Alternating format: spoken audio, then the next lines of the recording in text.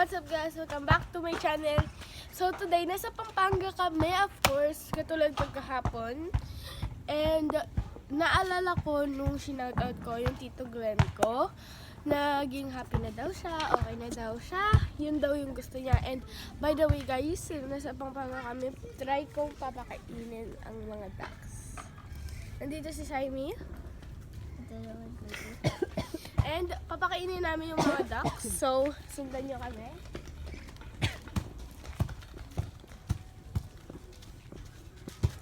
Andito ang pagkain ng mga ducks. Dali natin yung bag mo na. Ito ang bag. Ayan Bring ang the whole pagkain bag. nila.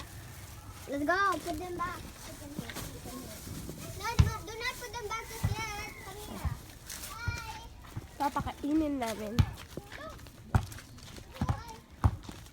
Lagay mo dyan. Lagay mo dyan. Huwag mo lagay dyan. Ikaw ano yung nila dyan. Yan. Parang yan. Don't be scared. Okay. Just drop at them. Yan. New. Enough na yan guys. No, the last. Madami-dami na. We're gonna feed them later. Again. So, papakainin na ulit natin siya mamaya. Sila mamaya.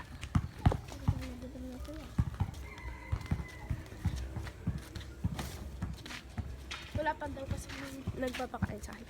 So, first gagawin natin, aalagaan natin ang kapatid ko dito. Naglalaro. Bawal ako dyan. Silver. Ayan, si Andres.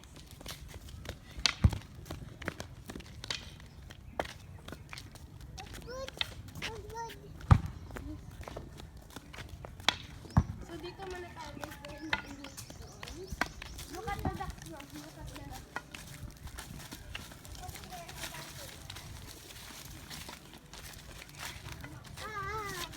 No, no, no. Come, look at the ducks. Look at the ducks. Can you hold this for a sec? Pinakahawak sa akin. Yes, you do. No, baby! Yeah, you can still ride it. Oh! You don't wanna ride it? Come. So, bibigyan ko ang pinaka. Ayos na tayo? Hold mo.